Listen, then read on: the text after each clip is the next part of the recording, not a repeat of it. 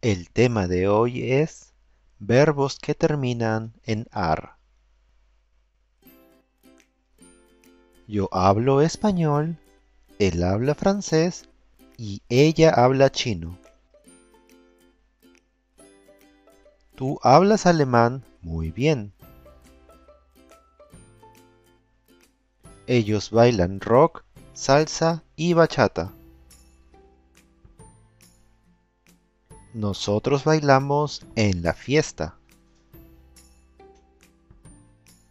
Usted canta ópera muy bien. Vosotros cantáis en el coro.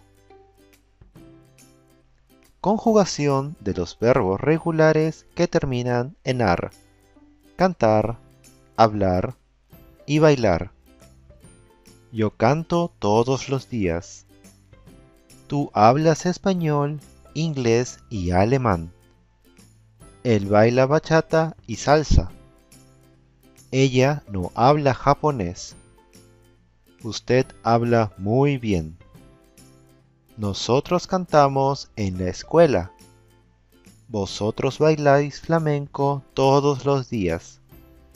Ellos hablan muchos idiomas. Ellas bailan flamenco. Ustedes cantan rock. Y ahora la tarea. Completa con la conjugación correcta. Escribe tus respuestas en los comentarios. Muchas gracias por ver este video. Si te gustó, dame un like, suscríbete y comparte con tus amigos. No te olvides de activar la campanita para que no te pierdas la próxima lección. Nos vemos pronto. Chao, chao.